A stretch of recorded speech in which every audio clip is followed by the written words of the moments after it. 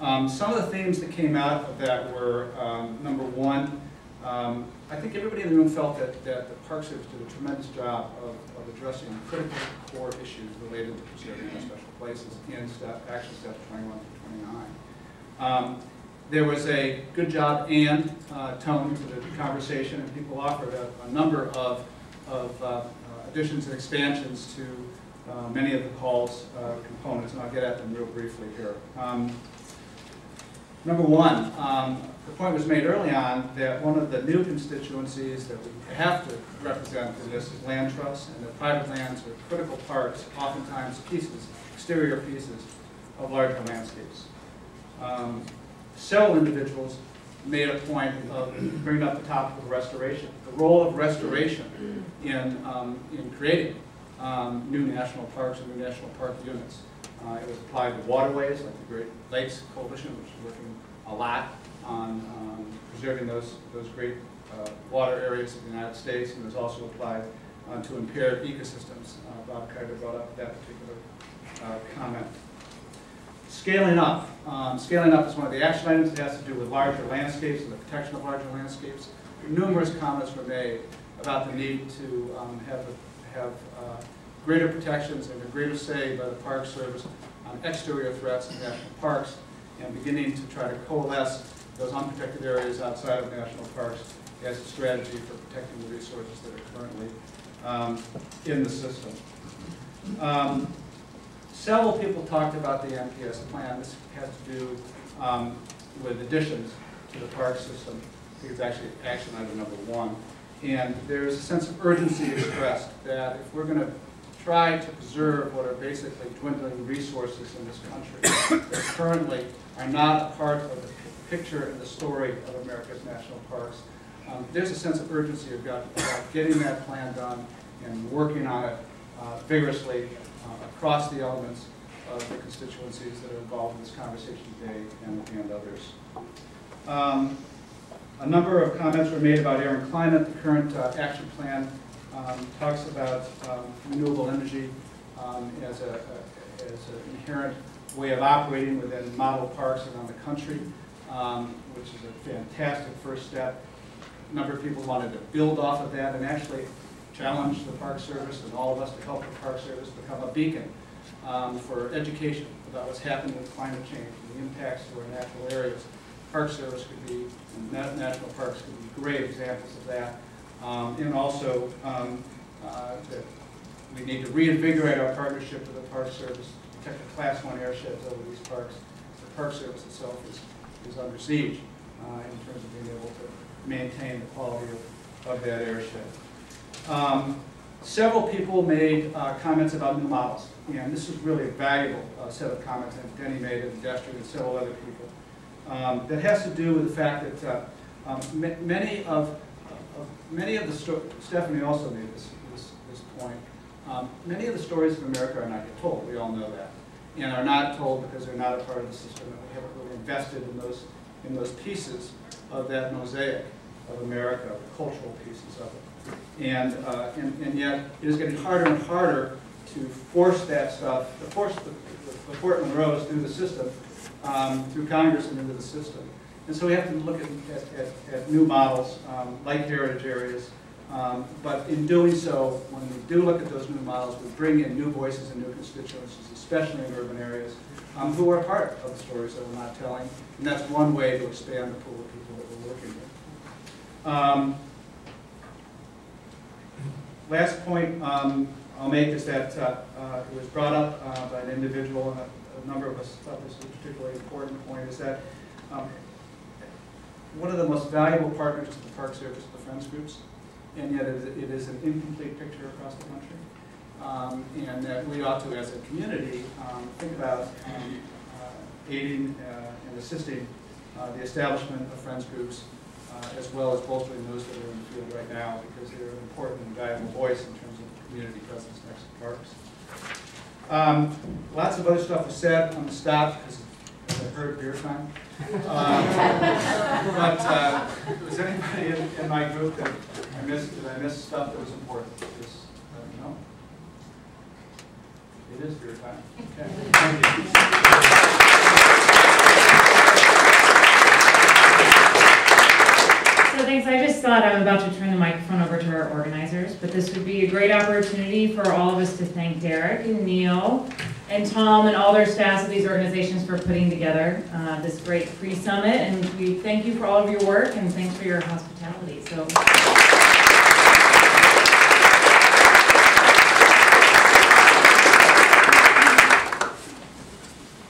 Good. I guess it's us. Wrap up time. Fair time. Well, echoing Katie's comments, first of all, a number of things we'd like to say. And, you know, Derrick, Tom, and I get to take some credit, but we really, it's our staffs that did all the work, the heavy lifting and everything. So I'd really like to give them a round of applause for all they did.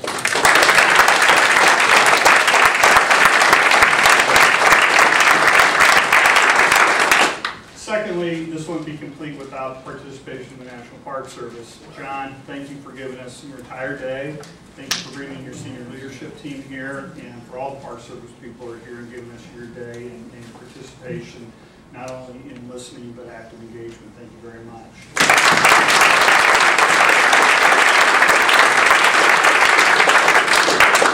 And for the attendees, take note, this is probably the smallest gathering we ever had. And thank you for coming. You can say I was there when the group was small. But it's important because, you know, the dialogue, you know, we talked about doing this. And you're never certain what's going to happen when you get people into a room. You know, our barrier is going to be up, people are going to be protective of their turf and agenda, and the energy is sustained right up to this moment in time. And now you've created a boatload of work for us because we've got to figure out how we're going to get 1,000 people into a room that accommodates 325 and do things like that. But we want you to know we're listening. And this input's invaluable, and it doesn't stop here. You know, the next steps are we're going to issue a summary report, and it's not going to be the all-inclusive report. If things are missing, we want you to add to it. All the people that have notes from the meeting that led the sessions and that, don't throw those notes away. We need those because we want to incorporate those into the report. So we want to have an output report to, you know, memorialize what's here, but keep these thoughts fresh.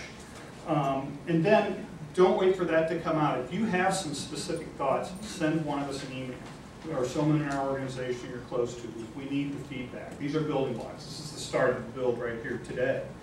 We're going to send out a survey, but you know, as surveys go, we have some, you know, key questions we're going to ask to try to, you know, gauge input and build on. But the question's missing. You got to talk. Please email us, pick up the phone.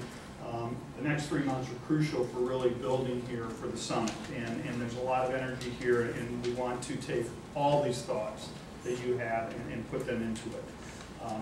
We promise to continue to communicate to you. And what's going on as we lead up to the summit. That's going to be very important.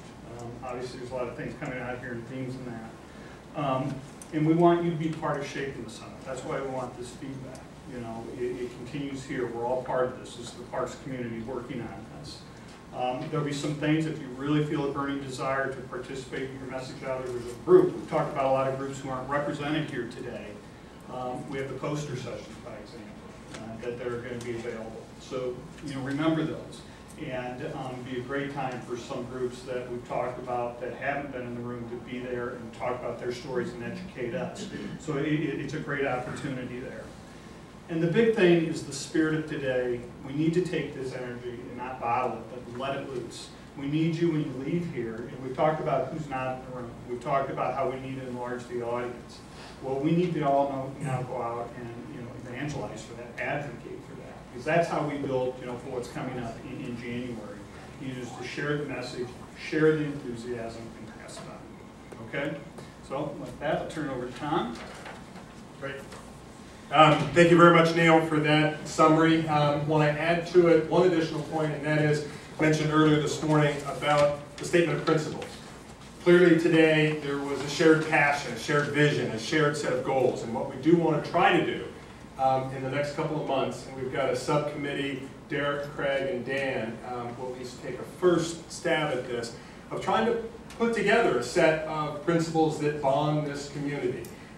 So they'll try to work that up, but if you've got suggestions, thoughts, frameworks, other examples from other coalitions that you've seen that have worked well, please shoot those templates to one of those three. They'll try to put that together, and also shoot if you've got some ideas. Hey, I'd frame it this way or that way, or don't forget this element or that, or what have you. Please get it to one of those three. They'll try to work something up very much in draft.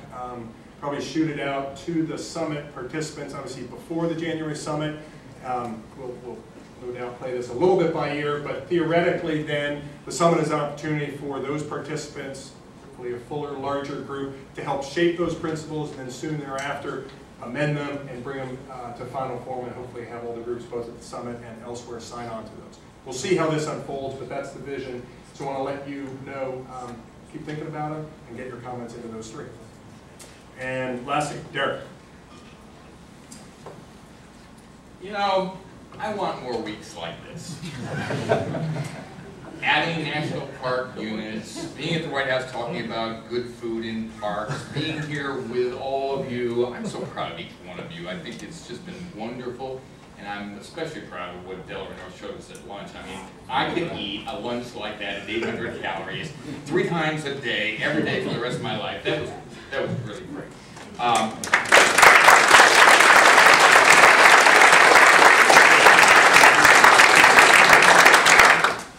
You know, it's hard to really sum up everything that went on here. There were so many ideas, but I just want to underscore what Neil said.